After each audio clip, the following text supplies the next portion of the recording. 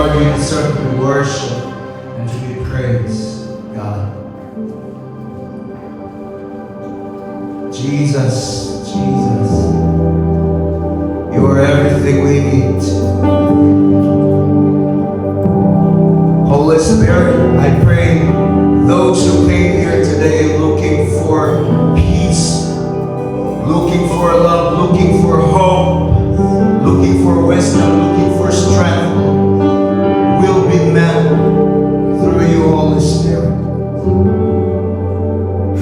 Even those who are seeking provisions, especially today, Lord, people who are longing for your presence, God. Just Holy Spirit, meet us where we are today. Just meet us where we are today, Lord. I pray, Lord, those who came here today, those who are restless, God, will find peace, will find rest in your presence, Lord. Mga naghahanap po ng kapahingahan, Panginoon, naway masukuman ngayon at maranasan sa inyong presensya, mga puso at isipan na hindi mapanatag, Panginoon. Ang dalangin ko po, Lord, ay kitain po ang bawat isa. Meet us where we are today. Holy Spirit, help us to worship you in spirit and in truth. Just come and continue to fill this place with your presence.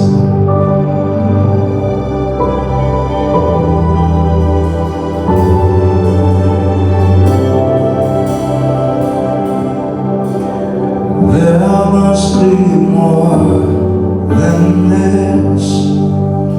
Oh, breath of God, come breathe within. There must be more than this. Spirit of God, we wait for you. Fill us on, we pray. Fill us on.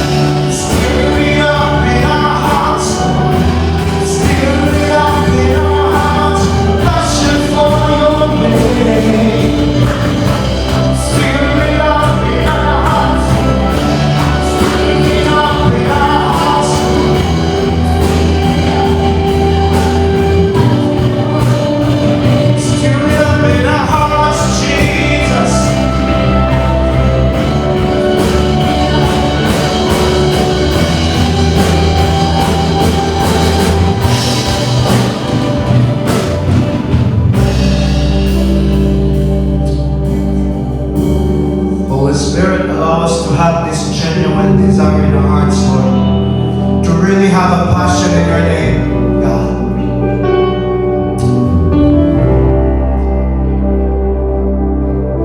At this moment, Lord, it's not just about us. It's always been you, God. There is a very reason why you responded to our prayers, Lord. There is a reason why you answered our prayers, God. That's one thing, Lord, to give glory to your name, God. And right now, Holy Spirit, allow us, not just the congregation, Lord, but even as a worship team and even pastor, to have this genuine desire to really have this passion for your name, Lord. This genuine passion, Lord, to experience your glory. This genuine desire to experience you, Holy Spirit. It's always more than music, Lord. Allow us to have this genuine desire right now, Jesus. Allow us to have this genuine desire, Jesus, to really seek you, Lord, with all our hearts, to really know you with all our hearts.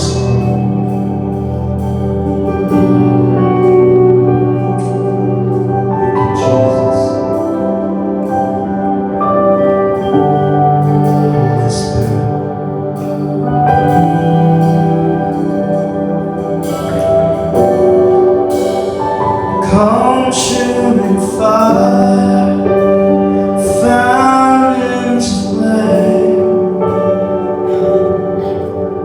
a passion for your name.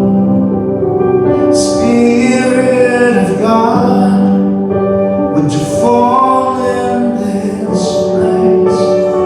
Lord, have your way. Lord, have your way with us. Yes, let's continue to be in this posture of worship.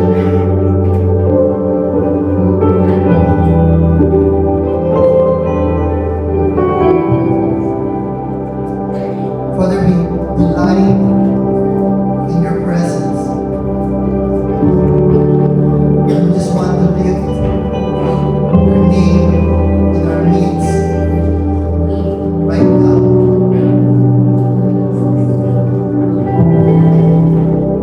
Holy Spirit, Lord, inhabit the praise of your people.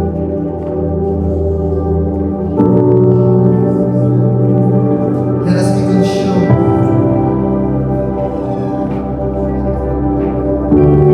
by your presence, by your love.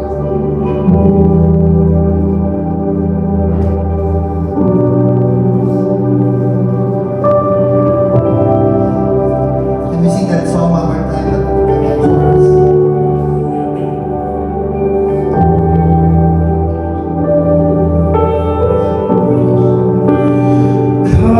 Consuming fire, fountains of flame, a passion for your name.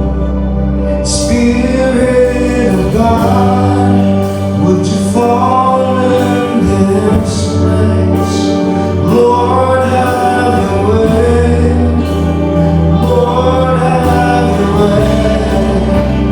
Consuming fire, fountains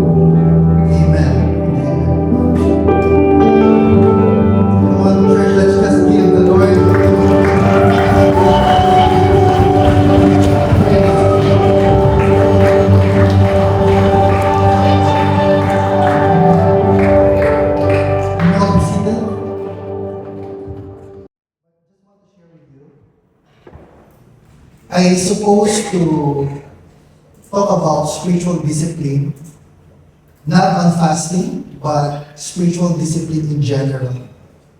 Ang nangyari po, as I was preparing yung sermon, I believe it was the Lord who told me na you focused on fasting. It's still spiritual. It is still a spiritual discipline, but focus on fasting. And I told myself, okay, since Holy Week is coming, and marami naman po, every time na mag-Holy Week, marami po mga Kristiyano ang may panata, if I can use that word, na mag-fasting bago po yung araw ng Holy Week or during Holy Week. Pag mag-aayon na sila, mag-fasting sila, they would abstain from eating yung kanilang regular na kinakain. But, alam niyo po, as I was preparing, the Lord lovingly rebuked me and told me na ang dami mo pang hindi alam tungkol sa akin.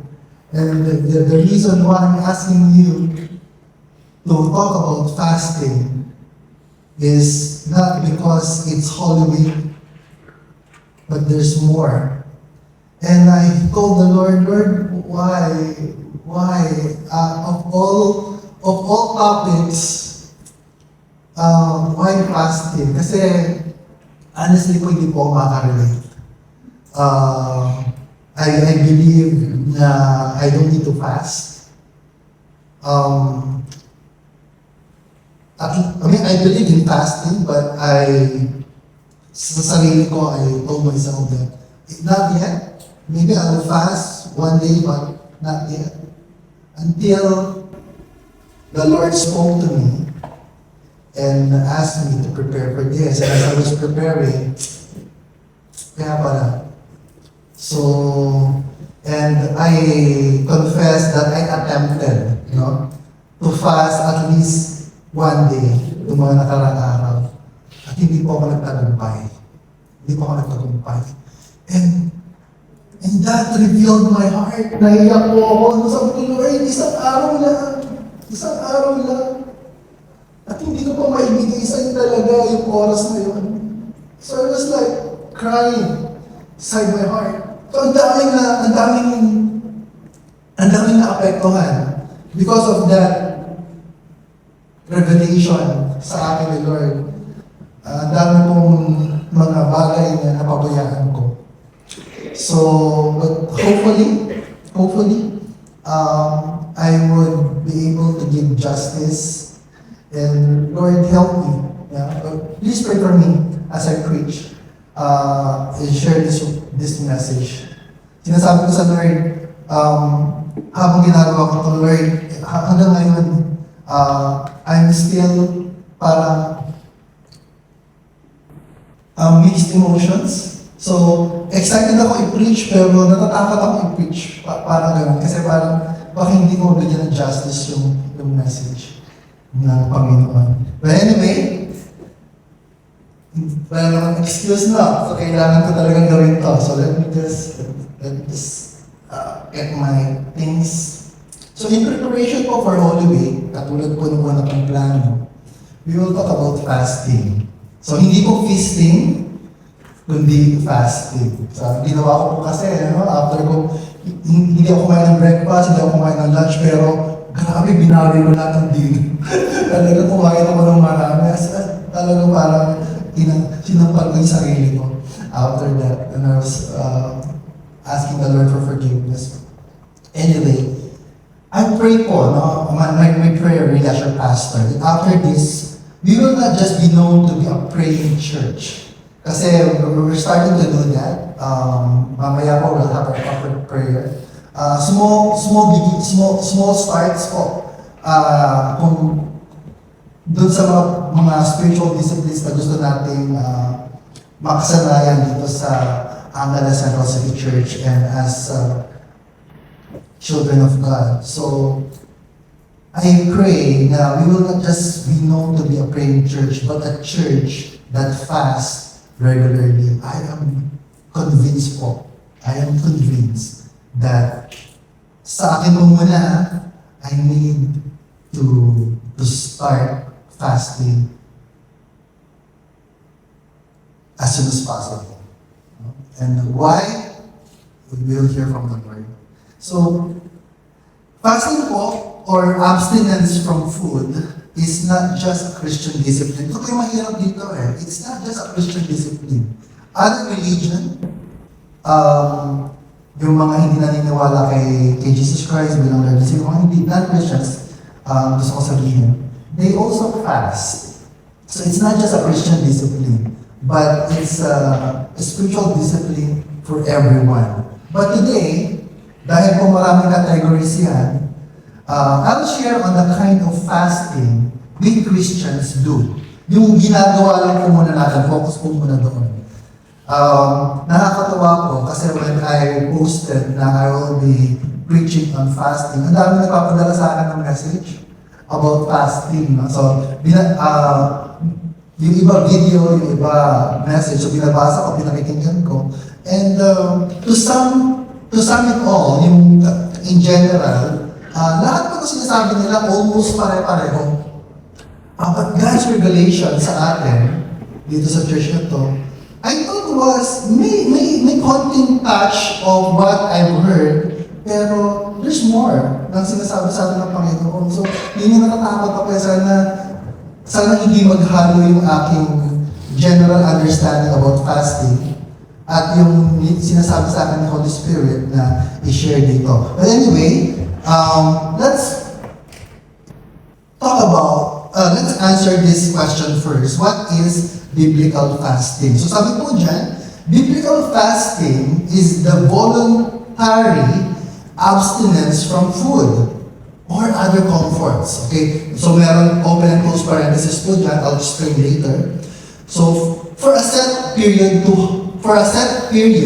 to humble oneself, seek God's guidance, and deepen spiritual communion, rather than a diet or mechanism to force God's hand.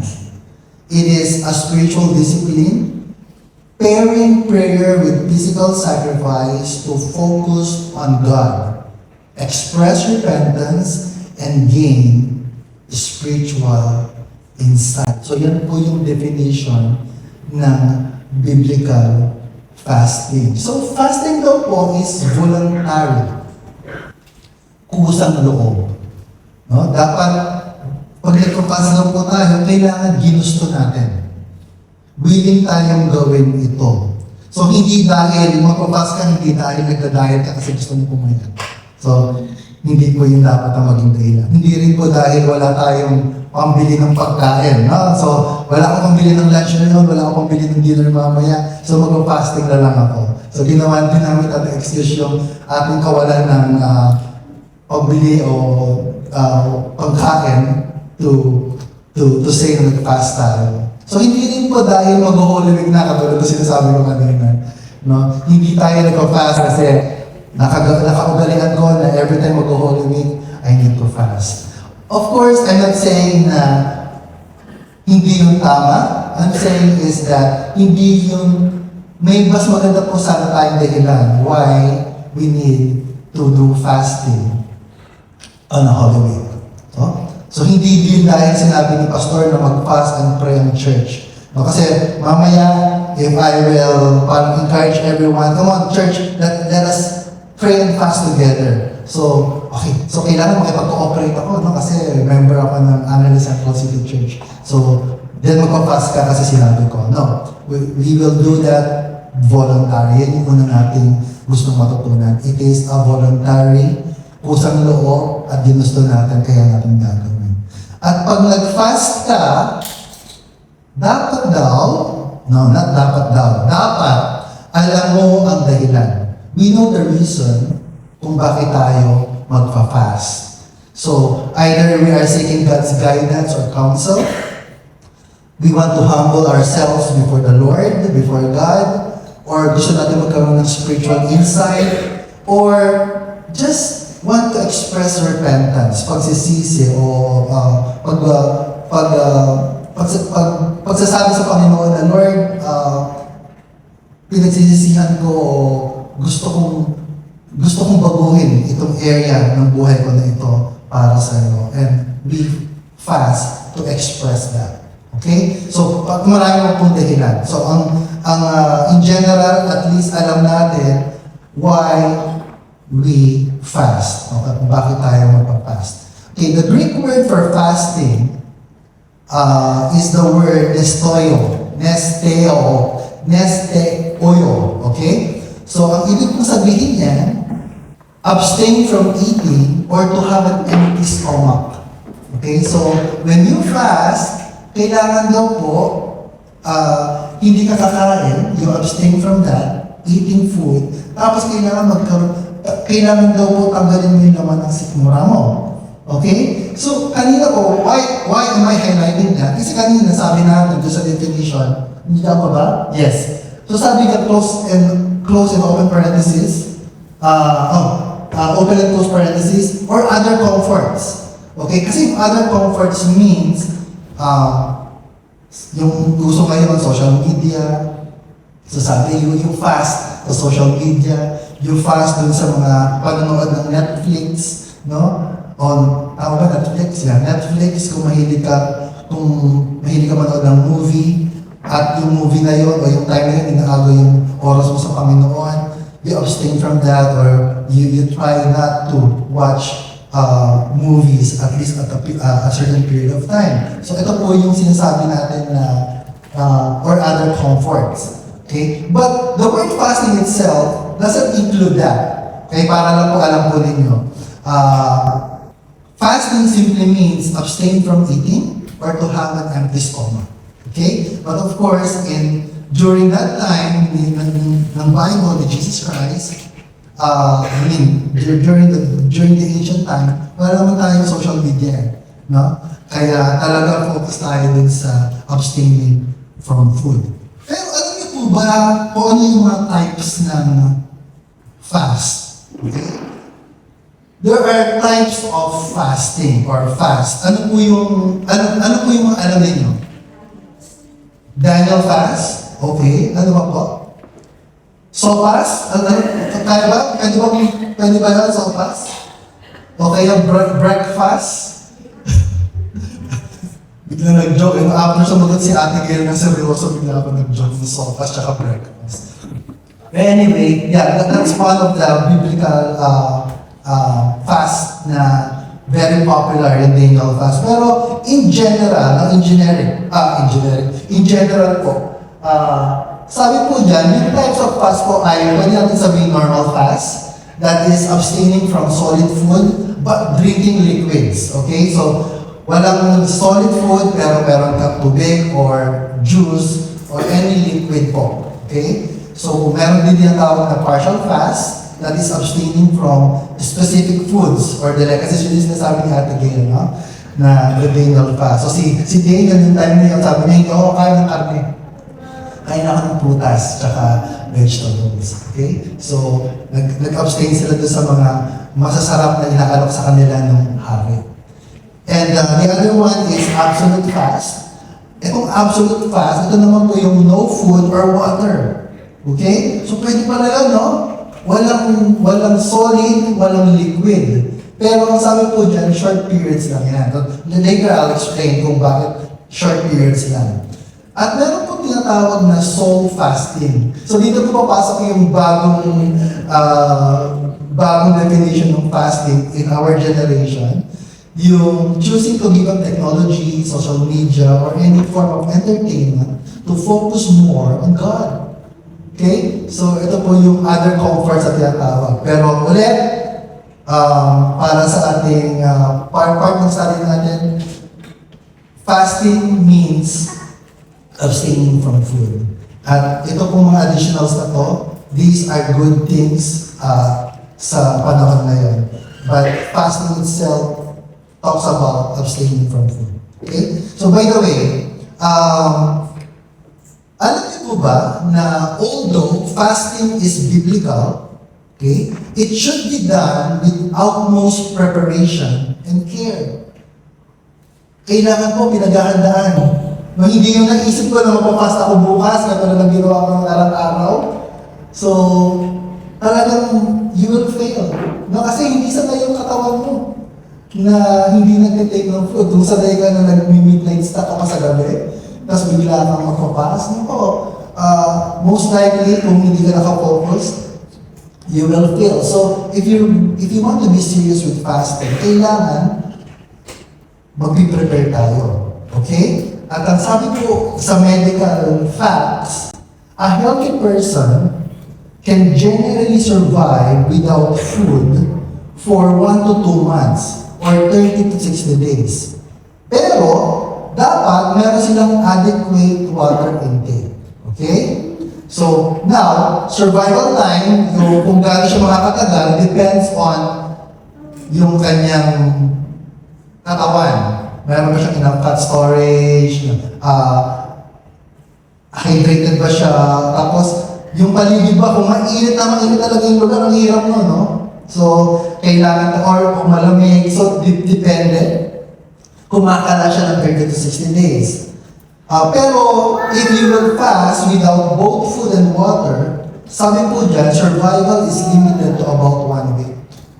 In the most, 1 week. Yung iba sinasabi, yung 3 days, yung ika-4, medyo alanganin ka na yan, pwede kang mamatay kapag wala kang food and water. Pero dun sa isa, for someone who is very healthy, at least 1 week kakayanin. So, sino gusto dito mag-fast ng 30 to 60 days? May plano. 1 week. Pag-isipan natin, pag-isipan natin. But, ulit, if you want to fast, even for a day, I encourage you to prepare. Okay? So, halimbawa, Lord, gusto ko talaga i-try na this coming, halimbawa, this coming Friday, itong Friday na darating, wala akong food, wala akong liquid. Okay? And I will just pray. Lahat ng oras ko na kailangan akong kumain, I will use that for praying. So, Monday pa lang, bukasan nyo na yung pagkain ninyo. Huwag na kayong kumain ng, kung nag-breakfast kayo, isang plato, o dalawang tinapay, bukasan nyo ng isa. Parang ganun po. Tapos pag nag-lunch kayo ng dalawang kanin, dalawang bowl ng kanin, bukasan nyo ng isa. So, unti-unti hanggang umabot yung Friday na ready na kayo, no? Talagang, at least, nasasanay yung katawan ninyo na konti na lang yung tinatake yung food and water. So,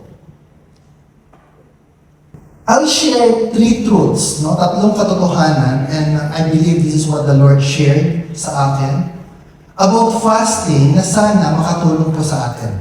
Okay? So, pero under these 3 truths or facts, I'll share many more truths in between. Okay? So, marami pa kasi benefits ang fasting. But what I'll share, I believe, are truths, katotohanan, that may sound simple. Kaya pag narinig nyo to, alam na namin yan. Pastor, yung ba yung revelation sa Holy Spirit? Alam na namin yan. I know, that's the same reaction I had. No? When sabi ng Lord sa akin, ito, okay, wala namang bago word. So, ito rin yung narinig ko din sa mga explanation sa iba. But, sabi ng Lord, these are simple but spiritually profound. Kung maunawaan lang natin kung ano talaga ang ibig sabihin ito. Okay, so the first benefit is this. Biblical fasting makes you rely on God's Word.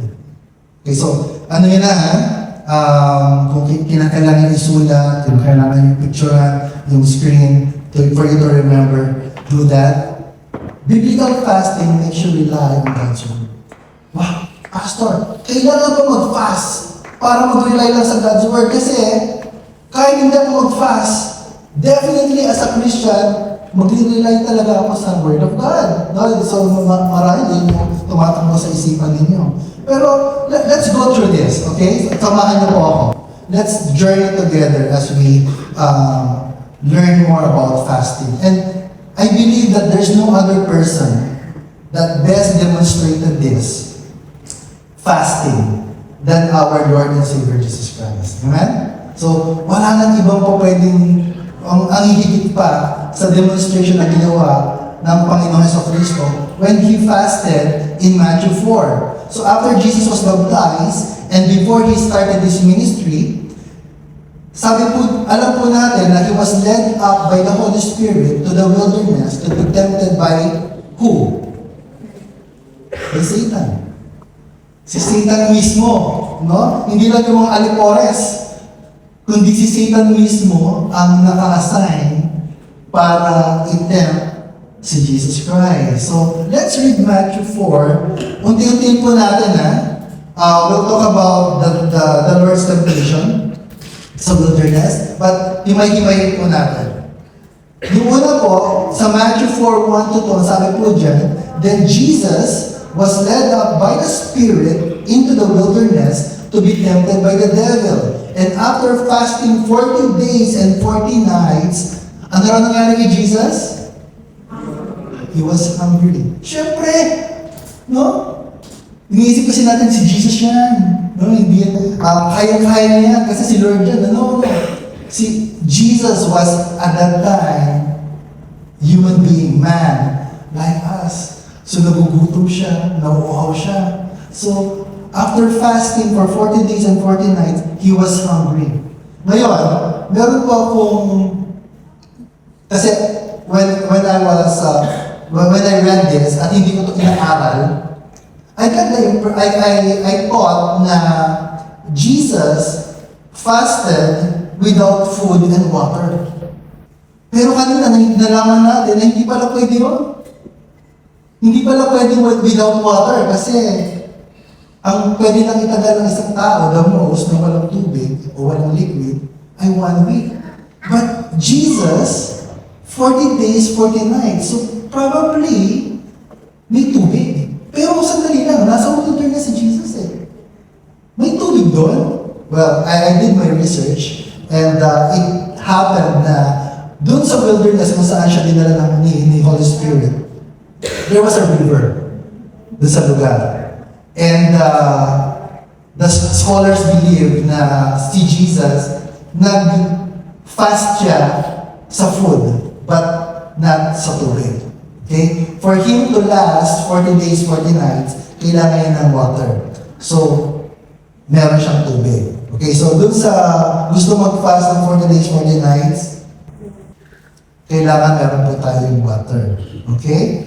So, tandaan niyo po Jesus here, this story na to, was a man, and alam po natin na kapag walang water, the most is 1 week.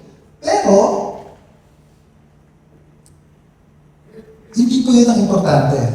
Ang importante nating malaman is that when Jesus was tempted by Satan, hinintay ni Satan na magutom na siya. So hindi pagpunta sa wilderness, umeksena ka agad si Satan. Hindi. Kailangan mo nang mag-fast ni Jesus. And when he was hungry, then Satan came. And this is probably the reason why Satan's first temptation was, sabi po dyan, and the tempter came and said to him, if you are the Son of God, command these stones to become loaves of bread. Okay? Yun kaagad yung temptation. Yung kaagad yung inalok o sinabi niya kay Jesus Christ. If you are the Son of God, kung ikaw talaga anak ng Diyos, utusan mo itong mga bato na to na maging tinapay. Kasi kung si Jesus nag-fast ng food and water, nasabihin marahil ni Satan sa kanya, gawin mo itong tinapay at tubig, no? Produce. Kasi yun yung need ni Lord at that time, pero no. Isang katibayan, isang prueba that Jesus fasted only with food but not with water is when Satan tempted him. Sabi niya, command the stones to become loaves of bread. Bread lang. Okay? Hindi niya na inalok si Lord ng tubig. But then, what can we learn from this story? So dito lang sa nabasa natin, what can we learn from this story? So I wrote here, once you become a Christian, kaya tandaan niyo po the moment you receive Jesus Christ as Lord and Savior, the devil will start to tempt you. Mag-umpisa na siyang i-tempt kayo. Nung hindi pa kayo Kristiyano, walang pakialam sa atin ng kaaway. Kasi no matter what we do, sa Kanya tayo pupunta Pero the moment you receive Jesus Christ as Lord and Savior, diyan na mag-start kumilos ang kaaway.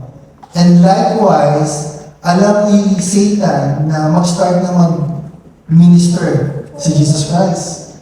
Mag-start na siyang iproklama ang magandang balita ng kanyang pagdating sa mundo, kaya nag-umpisa na si Satan na itempt siya.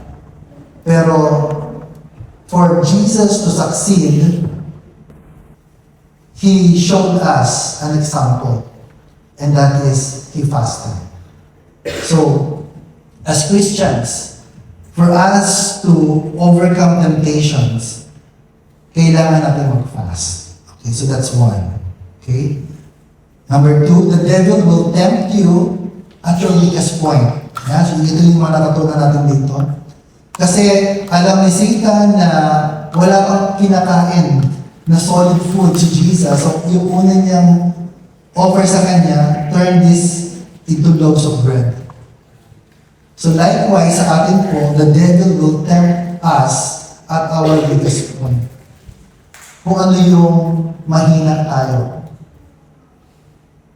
Kung mahilig kayo sa fried chicken,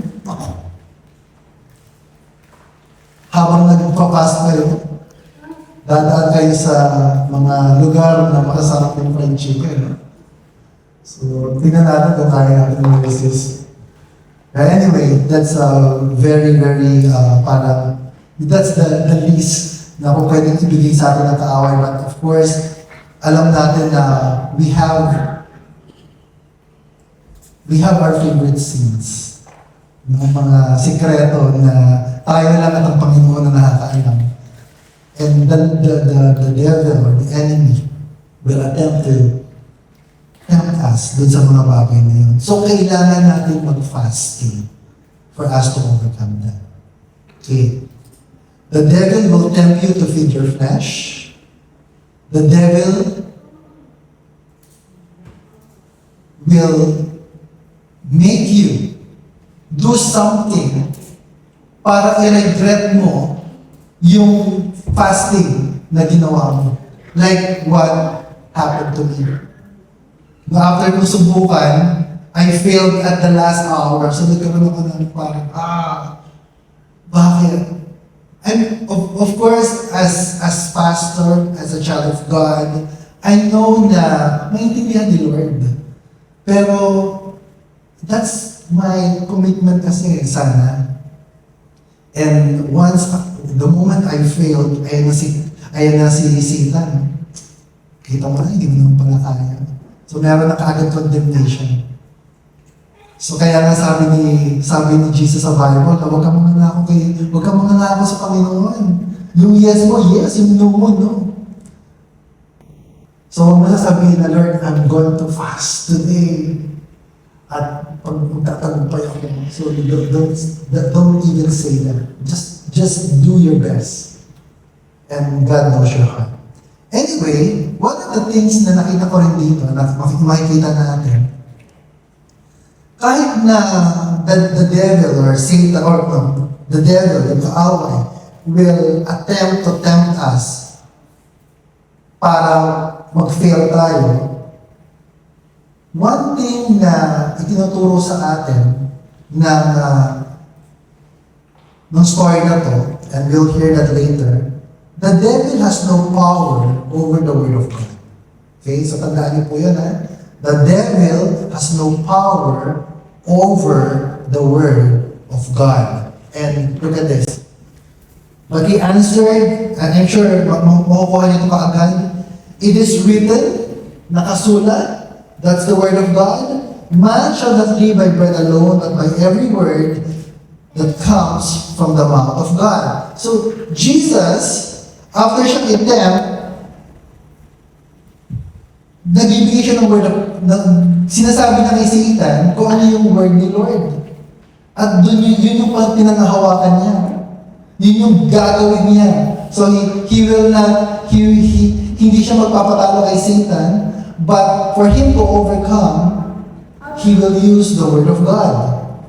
Okay, so the next one, sabi dyan, then the devil took him. So, yung first attempt ni Satan, bread, sabi ni Lord, no, man shall not live by bread alone. So, tapos na-overcome na yun. The next temptation was this, the devil took him to the holy city and set him on the pinnacle of the temple and said to him, if you are the Son of God, throw yourself down, for it is written, He will command His angels concerning you, and on their hands they will bear you up, lest you strike your foot against a stone. Ulit,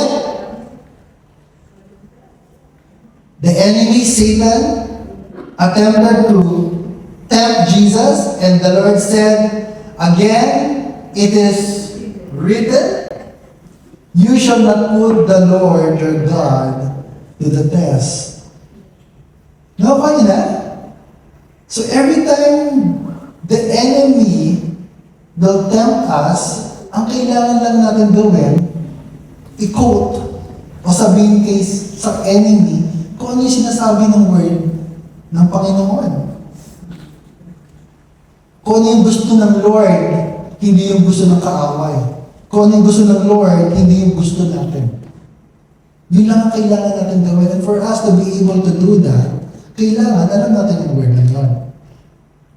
Alam natin yung Bible. And sadly, there are people who have read the Bible from Genesis to Revelation multiple times. Maraming beses. And yet, hindi nila naiintindihan kung ano yung nakasulat doon. You know why? Kasi hindi sila nagpa-fast. Wala silang discipline ng fasting. And this is what I believe the Lord wants to tell us, to tell me also. You want to learn more? You want to understand my word more? You want to know me more? Fast. Try mo. Try natin. Fast.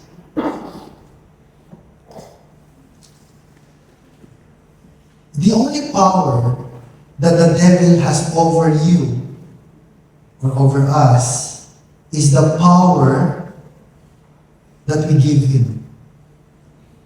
Wala siyang kapangyarihan over us. Templo tayo ng banal na Espiritu. Protektada tayo ng dugo ng Panginoong Jesucristo. Pero bakit nagtatagumpay ang kaaway sa ating mga buhay? Because we let Him. We allow Him to intervene.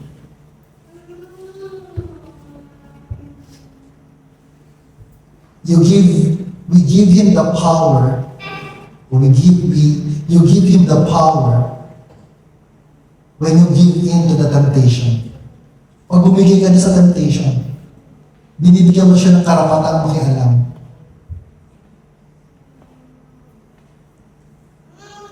And we give Him power when we disobey God, when we disobey the King's command. So, the best thing to do is for us to have this spiritual discipline of fasting. Para maging matatag tayo sa temptasyon na binibigay o binabato sa atin ng kaaway. Every day. Every minute. Every hour. Alam niyo po yan, pag-gising niyo pa lang sa umaga, especially if you are doing something for the Lord, nakabantay na yung naka-assign na kaaway sa inyo. the enemy will do everything to prevent you from succeeding dun sa dapat gawin. I have this someone na sabi niya sa akin, Pastor, this Sunday atin ako ng church. Pumunta ako ng maaga para magkakusap na tayo bago mag-start yung service, she said. Ngayon wala siya. Kasi sabi niya, meron daw pala siyang medical appointment. Kailangan niya pala pumunta sa doktor. Sabi ko naman sa sarili ko, of all days, pwede naman bukas, sa Martes, sa Wednesday, why Sunday? May doktor ba pag Sunday? So, I don't know if she's telling the truth. Pero, maybe, nagpadala siya doon sa temptation ng kaaway na, huwag ka muna pumunta. Masama pakiramdam mo. Di ba nilalanggap ka? Baka makahawa ka pa sa church. Ay, mga ganito mabagay, no? And then we give in to them. Anyway, let's look at the final temptation. Again, the devil took him to a very high mountain and showed him all the kingdoms of the world and their glory. And he said to him, all this I will give you if you will fall down and worship me. So yan yung pinakahuling temptation. And church, hindi ko ina-elaborate kung mapapansin po ninyo, I'm just going through. Kasi I believe na as most of us, alam na natin yung story, but I'm not assuming na lahat. So yung hindi pa po nakakaalam, we can read Matthew chapter 4, the entire chapter, on our private time or our own time. Gusto ko lang pong sabihin dito na how important fasting and knowing the Word of God in overcoming temptation. So yun po yung aking objective. Now, dito po sa last temptation na to, how many of us, even us, Christians, could not resist the temptation of fame, popularity, wealth, and prosperity?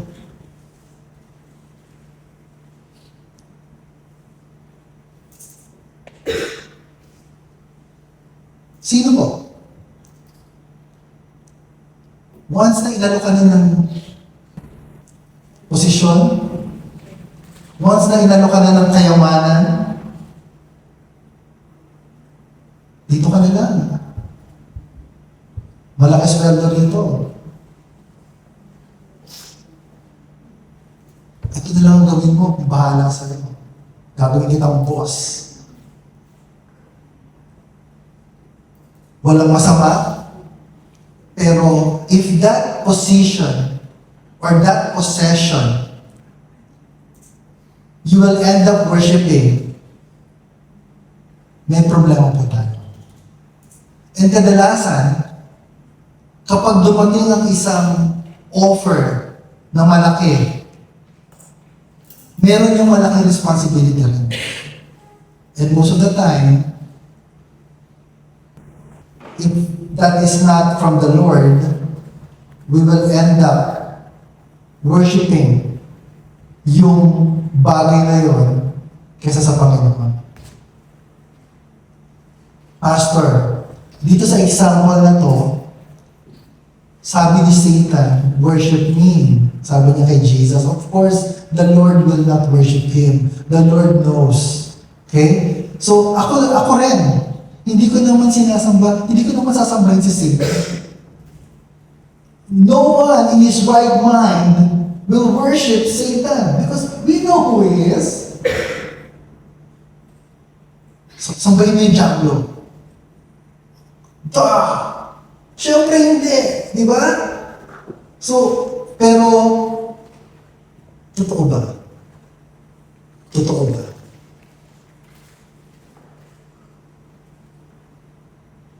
Meron akong isang illustration na I thought was powerful. Di ba meron tayong mga... Okay, yung brothers and sisters natin na Catholics, meron silang rebulto. And they respect that image, no? Image ni Joseph, ni Mary, ni Jesus. So, ang daming klase. And pag tinanong mo sila, sasabihin nila, no, hindi namin wino-worship yan. Ano lang yan? Parang inspiration. And since inspiration sila, we honor them by lilinisin, na maghahawakan, magpipray. But of course, other Catholics would say na, yeah, that's a representation of the saints. So, it's okay na magdasal sa kanila. No? Kasi nga, depende sa kung paano yung tinuro eh. Pero alam niyo po ba na someone told me this and I thought there's merong katotohanan dito sa narinig ko na ito. For example, merong statue dito ni Jesus Christ. Okay, but we know that that's not the Lord. That's just a statue. So kapag lungkot ka rin doon, nag-pray ka, itong kaaway, itong si devil, will go behind that statue, dun sa image, and will pretend na siya yung sinasamba mo. So every time na you worship an idol, an image, na sinasabi, you're worshiping the devil. Of course, hindi mo alam, kasi in your mind, in your heart, you're worshiping Jesus. Pero ang liwa-liwanag na sinabi sa Bible eh. Do not worship idols. Do not worship man-made images. Pero we still do. Kasi sabi na, no, it's the heart that matters. Na, may mga excuses tayo ganyan. It is the heart that matters to the Lord. Alam ni Lord na imahe yan, ba't hindi yan ang sinasamba ko? Ang sinasamba ko ito Diyos. Pero sinasabi ng tao na to na in the spiritual, ginagamit niya ng kaaway para maramdaman nila yung worship na binibigay mo dito sa imahe na to.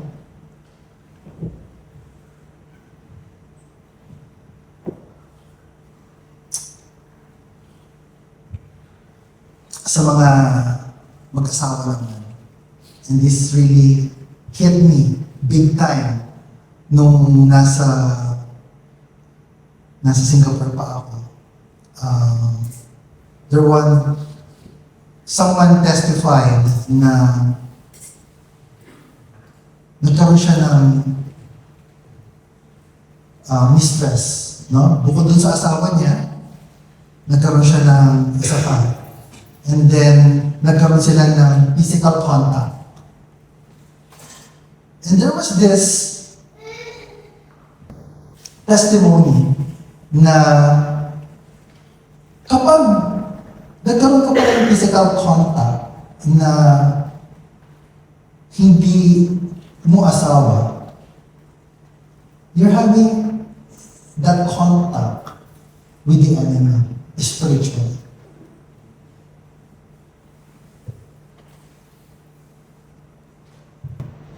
So kapag nag-i-enjoy ka doon sa ginagawa mo, nag-i-enjoy din yung kapartner mo, you're having that fellowship with the devil. Kasi ginagamit niya yung katakuhan nitong tao na to for his sake.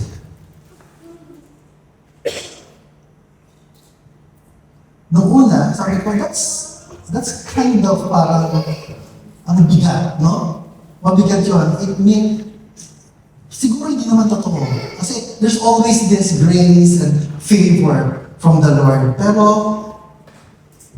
now that I've read this temptation about Jesus using His word, that every time na you oppose or you do something that is in opposition dun sa word ng Panginoon, you are actually worshiping the devil.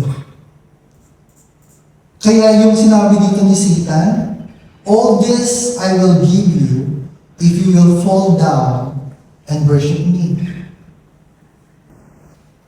So 1 John chapter 2 verses 15 to 17 states that loving the world's desires, yun yung pride, yung lust, means the love of the Father is not in them. So check it out. 1 John chapter 2 verses 15 to 17. If the love of the Father is not with you, because you love the world more, ibig sabihin, you love yung ino-offer ng kaaway more, sinong Diyos ang sinasamba mo?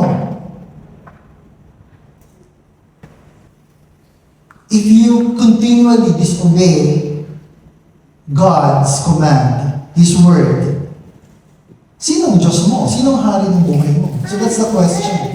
And 2 Corinthians chapter 4:4 calls Satan the God of this world. Di ba?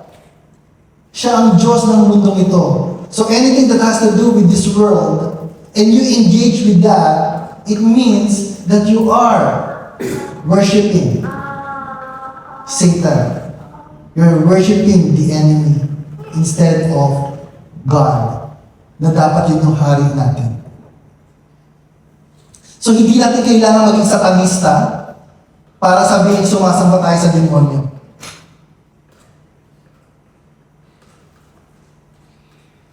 Yun lang ipagpalit natin, ang Diyos sa mundo is the same as worshiping the enemy. Kaya nga mahalaga po, no, na malaman natin yung identity natin. Na we are set apart. Katulad po na natutunan natin ng nakaraan. We are set apart by God. Ginawa niya tayong banal. That whatever we do, kahit nakakamali tayo, nakikita niya pa rin tayo as righteous, as holy. But at the same time, kailangan yung pagiging banal natin, yung pagiging righteous natin, mag-produce ng good works. Mag-produce ng righteousness talaga, in action. Hindi lang dahil yun yung tingin sa atin ng Panginoon, pero dahil yun tayo naging, dahil sa banal na Espiritu. But kung magpapatuloy tayo lumakad sa mundo, hindi natin mare-reconcile yung ating pagiging set apart. Kaya nga tayo siya apart eh. Kasi the Lord wants us to be holy. Pero kung patuloy tayong ginagawa yung ayaw natin, ang ayaw ng Panginoon, then, question is, have you really been set apart? O iniisip mo lang? Kasi yun ang sinasabi ng marami.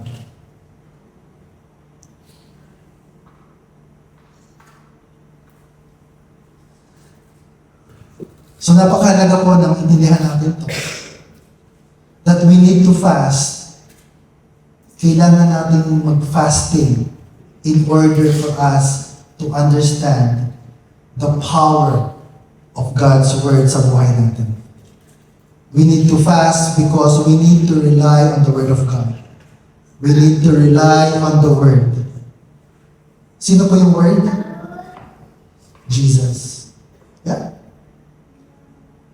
Yun yun. He is the Word.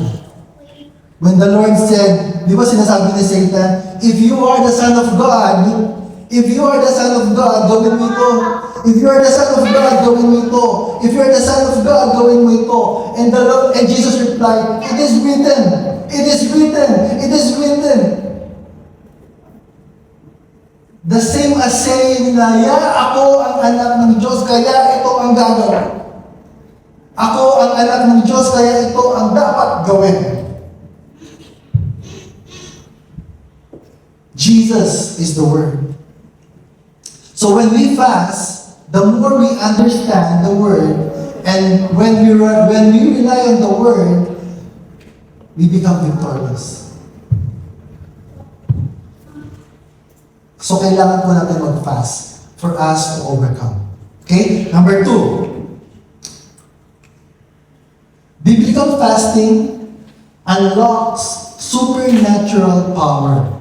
Okay, hindi po ako magtatagal dito. Bakit ko po sinabi to? Ito po kasi yung isa sa mga no-overlook natin na meron tayo bilang mga Kristiyano.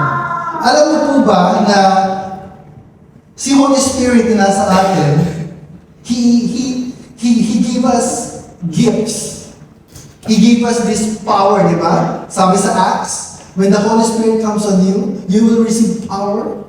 Di ba? Naalala niyo po yun? At itong power na ito yung word na dunamis, ito yung ibig sabihin dynamite, na when you exercise this, sumasabog ito sa sino mong tatamaan nito galing sa'yo because yung impact na yon from the Lord using you is so powerful na hindi mo maitatanggi na galing ito sa Panginoon. And why am I saying na through fasting, it will unlock supernatural power? Kasi some of us, no, parang takot na takot tayong mag-pray, takot na takot tayo na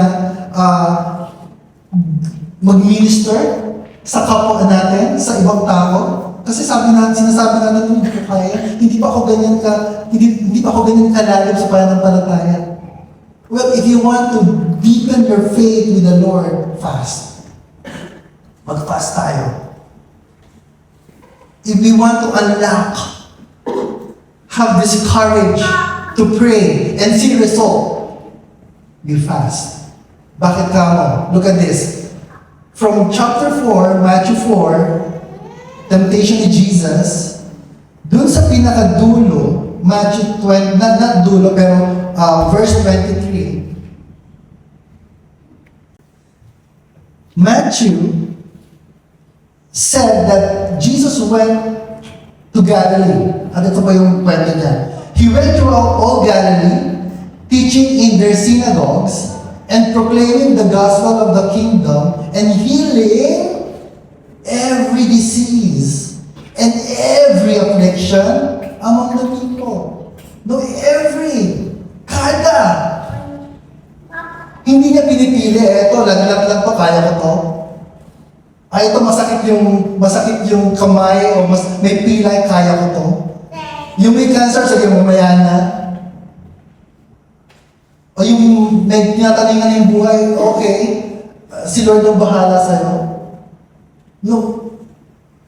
Sabi sa Bible, as Jesus is, so are we in this world. Kung ano si Jesus dati, dito sa mundo, ganun din daw po tayo. As children of God. So, if Jesus can do this, healing every disease and every affliction, we can also do this. Pero, yun po ang problema sa church. And guilty rin po ako dito. Na we cannot even exercise this. Dahil tayo mismo nagdududa doon sa kapangyarihan na ibinigay sa atin. And I was asking the Lord, anong sikreto? Kasi may faith naman ako eh. Kaya nga ako nagpipray eh. Kasi kung wala akong faith, hindi na ako magpipray. Pero nagpipray ako eh. Ibig sabihin, siguro naman, kasi talaga ng mustard seed yung faith na yun. But no, the Lord said, no. Fast. Try mo. Try mo mag-fast and see how it will unlock supernatural power.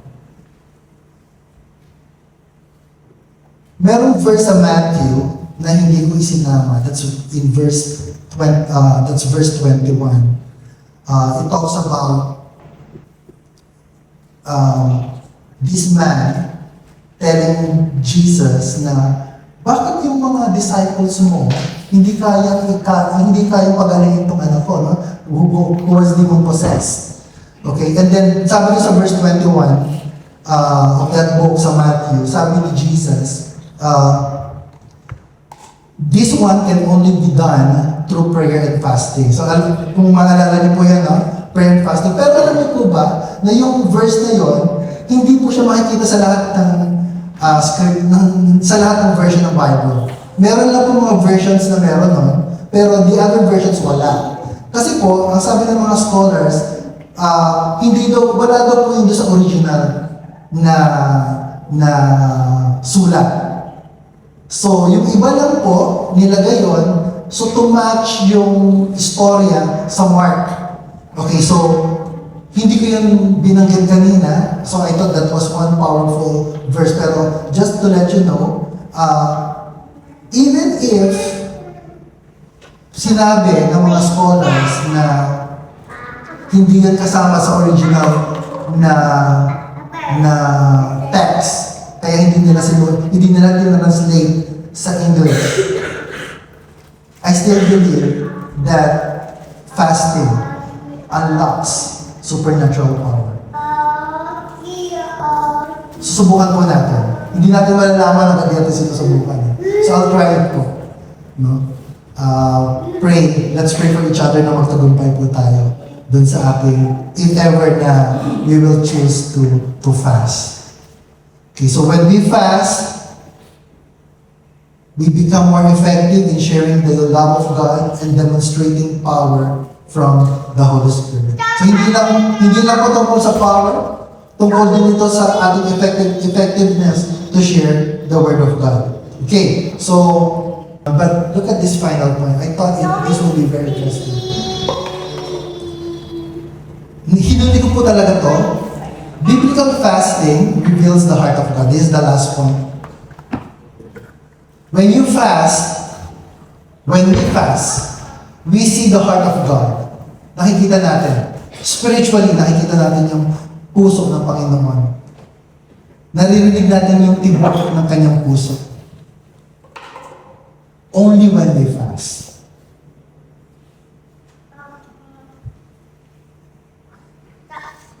And later I'll show you why I said that. Babakapan, kailangan natin ng scripture. Okay? Kapag nag-fast tayo, this is something very, very precious. This time with the Lord na ibibigay natin sa Kanya. Kaya po, Jesus warns His disciples, the people, about fasting. Na huwag niyong gawin yan for a show. Huwag lang pakitang tao. Sabi sa Matthew chapter 6 verse 16, and when you fast, do not look gloomy like the hypocrites. Parang kawawang-kawawa. Isang araw na nagpasa, akala mo isang buwan. Because they have other motives. Hindi ito biblical fasting. They fast because they want to show the people that they are very religious, that they are very holy. They disfigure their faces that their fasting may be seen by others. And the Lord said, truly I say to you, they have received their reward. Ganun pala yun.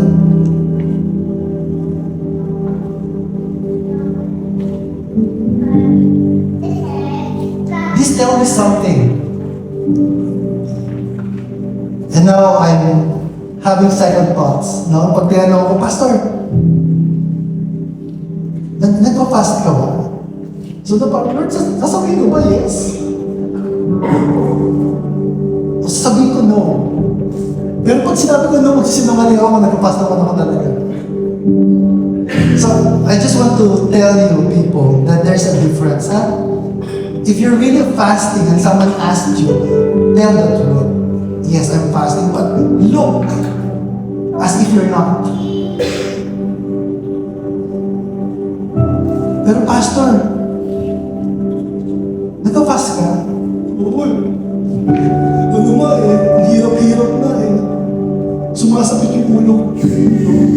Then, natanggap ko na yung aking kantipala, sabi ng Panginoon. From the people, not from the Lord.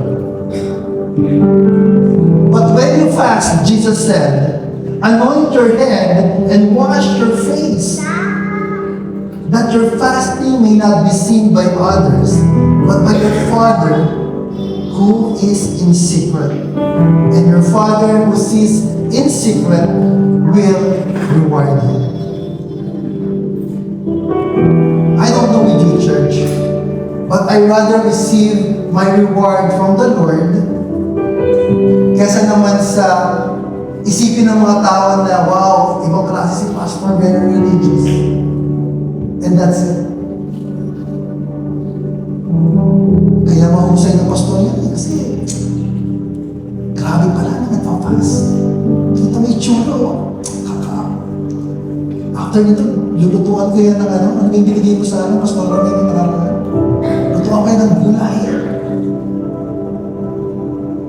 Bibigyan ko siya kasi kawawa naman eh.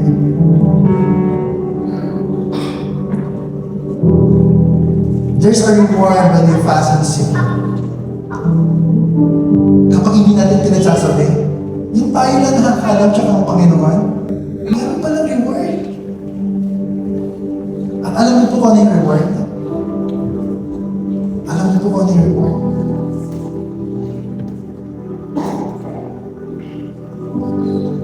Ang reward po, and you will appreciate this, the Father's heart will be revealed sa inyo, sa atin.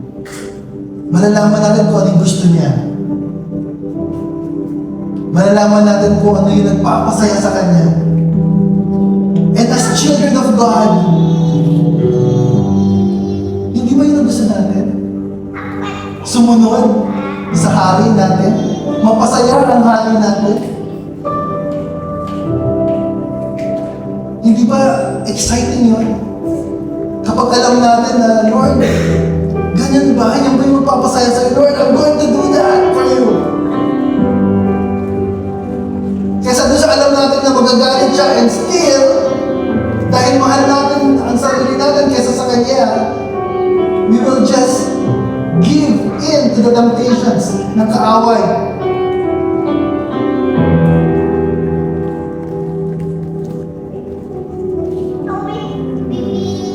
Alam niyo po kung ano yung Father's heart? Dito ako naiyak eh. Kasi bihira itong sabihin eh. Madalas natin pinag-uusapan, pero when we talk about fasting, we talk about abstaining from food, we talk about humility, we talk about us, yung dedication natin when we fast, but the Father's heart said, Isaiah 58:6, is not this the fast that I choose? To loose the bonds of wickedness, to undo the straps of the yoke, to let the oppressed go free, and to break every yoke. So God is asking, Isaiah, kasi yung mga tao ng panahon na yun, fast and fast. Lord, nag-fast naman kami ah, bakit hindi ka sumasagot? Lord, nag-fast naman kami ah, bakit wala ang ginagawa? Tanong sila ng tanong kay Lord. So, the Lord questioned them back.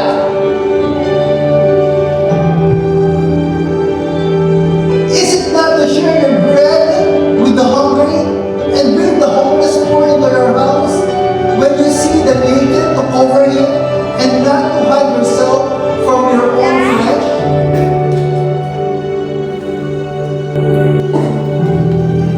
Alam niyo, nahihirapan akong basahin ito in English eh. Kahit sa ESV, sobrang malaman eh. So sabi ko, basahin ko kaya sa Tagalog. Basahin natin sa Tagalog. The Lord is telling us, church, hindi nyo kailangan mag-fast. Actually, kung magiging mapagmahal lang kayo, kung magiging maawain lang kayo, kung magiging mapagpatawad lang kayo, kung susundin nyo lang ako, hindi nyo kailangan mag-fast.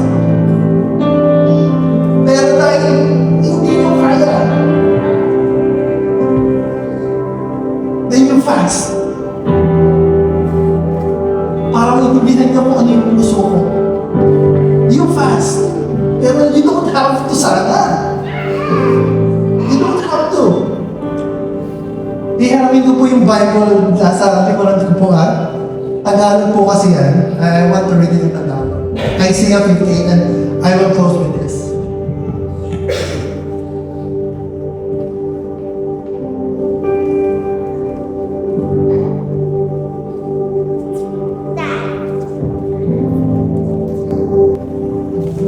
I will read the whole chapter and see what the Lord tells us. Sinabi ni Yahweh, sumigaw ka ng malakas na malakas. Ilakas mo ang iyong tinig gaya ng trompeta. Ihayag sa kanila ang kasalanan ng bayan ko. Sinasanggunin nila ako sa araw-araw. Sinasanggunin nila ang Lord araw-araw. Tinatanong nila ako kung paano sila mamumuhay. Parang matuwid sila kung kumilos at hindi sumusuway sa mga tuntunin ibinigay ng kanilang Diyos. Humihingi sila sa akin ng matuwid na pasya. Nais nilang maging malapit sa Diyos. Ito yung dahilan kung bakit sila nag-aayuno. Tanong ng mga tao, bakit hindi mo pansin ang pag-aayuno namin? Tanong nila kay Lord. Bakit walang halaga sa iyo ang aming pagpapakumbaba? At ito po ang sagot ni Yahweh. Pansariling kapakanan pa rin ang pangunahing layunin ninyo sa pag-aayuno at patuloy ninyong inaapi ang mga manggagawa habang nag-aayuno. Humahantong lamang sa karahasan ang pag-aayuno ninyo. Nagkakagalit kayo at naglalaban-laban. Hindi tunay ang pag-aayuno ginagawa ninyo ngayon. Kaya tiyak na hindi ko papakinggan ang inyong mga dalangin sa akin. Ganyan ba ang pag-aayunong aking kaluluguran? Iyan ba ang araw na talagang nagpapakumbaba ang mga tao? Tama bang yumuko kayo tulad ng damo? O mahiga kayo sa sako at abo? Pag-aayuno na ba ang tawag ninyo dyan? Isang araw na nakalulugod kay Yahweh?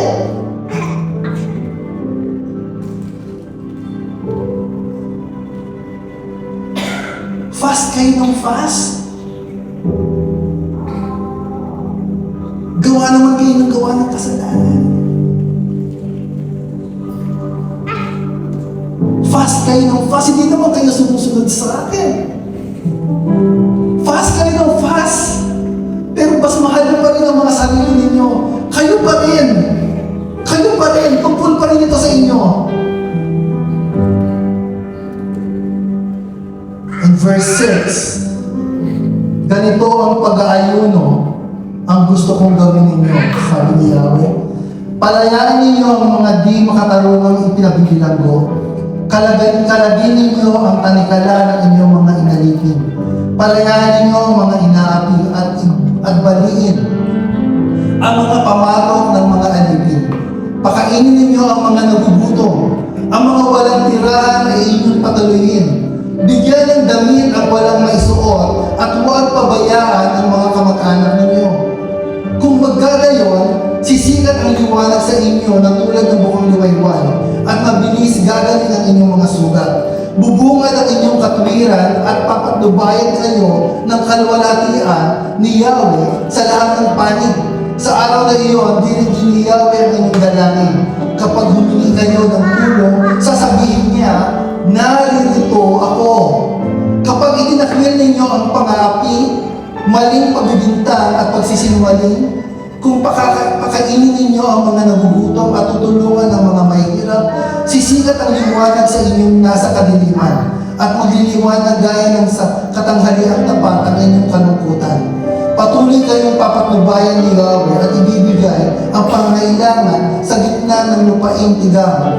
Palalakasin niya muli ang inyong mga buto at magiging tulad kayo ng isang hardin na binubukalan ng masaganang tubig o isang batis na hindi natutuyo.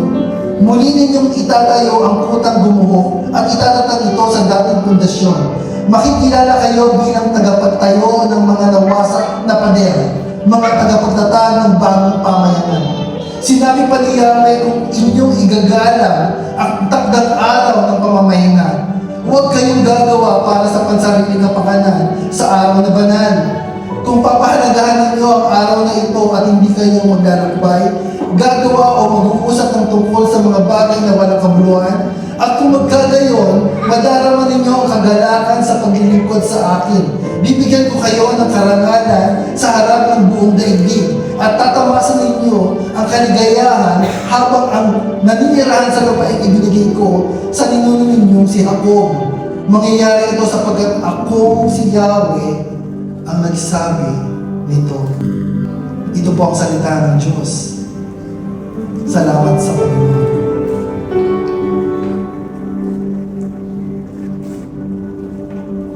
I want to highlight one thing. And it's about fasting. Not abstaining from food, but resting in God's presence. Sabi po dito, sinabi ni Yahweh kung inyong igagalang ang takdang araw ng pamamahinga. The Sabbath. Kung igagalang ninyo ang Sabbath. Of course, we don't practice Sabbath ngayong mga panahon ngayon. Pero alam niyo po ba ibig sabihin ng Sabbath? When the Lord rested on the seventh day, He declared it as holy. Kailan po nilikha ang tao? Ika-anim na araw. Tama? Ika-anim na araw. Nilikha niya ang tao ika-anim na araw. And the following day, ano sabi niya kay Adam? Adam, magbungkal ka ng lupa. Magtanim ka. Kumilos ka, magpakapagod ka. Yung ba yung sinabi niya kay Adam? No! 6th day, He created man. And in the 7th day, He rested. Ibig sabihin, ang unang araw ng tao ay araw ng pamamahinga. At sa araw ng pamamahinga, we abstain not from food, but from work. And we're not talking about work na ginagawa natin ngayon. We're talking about spending time with God. Ang sinasabi lang ng Panginoon dito, yes, we fast. Kailangan natin eh. Pero kung sisimulan ninyo ang araw ninyo, every day, resting in my presence, ako muna. Bago kayo magsimula ng trabaho, bago kayo mag-toothbrush, bago kayo mag-breakfast, bago nyo walisin yung inyong harapan ng bahay, before you start work, pray, spend time with me. I think that's the closest na pwede natin i-relate. We don't do Sabbath the way they do it during the ancient times. But we can do Sabbath right now. Kasama ng ating pag-aayon. That we start our day spending time with the Word of God. With the Lord's, in the Lord's presence. And I'll close with this.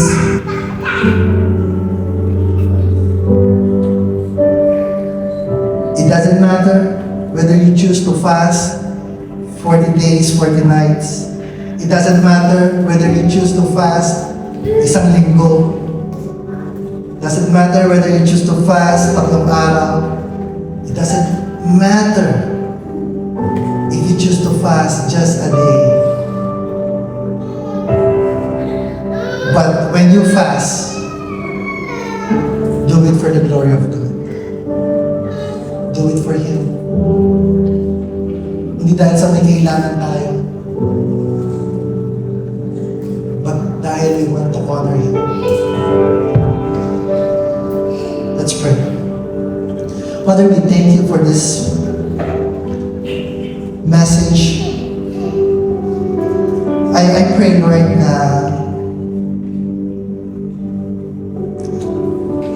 it would make sense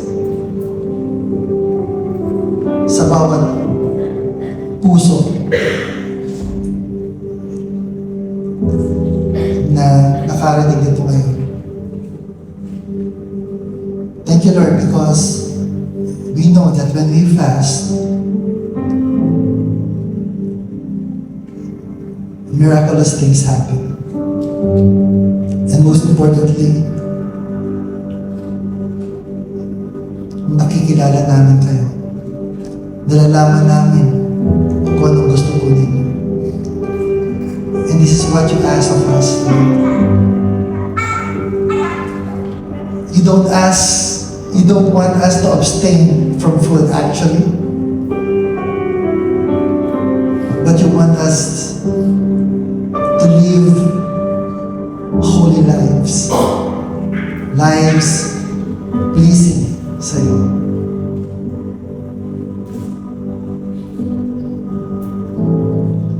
But if we choose to abstain, Lord, may that discipline draw us near to you. Make us rely on your word. Unlock supernatural power that we already have. And reveal your heart, Lord, sa amin. Maraming salamat. In Jesus' name we pray. Amen. Amen.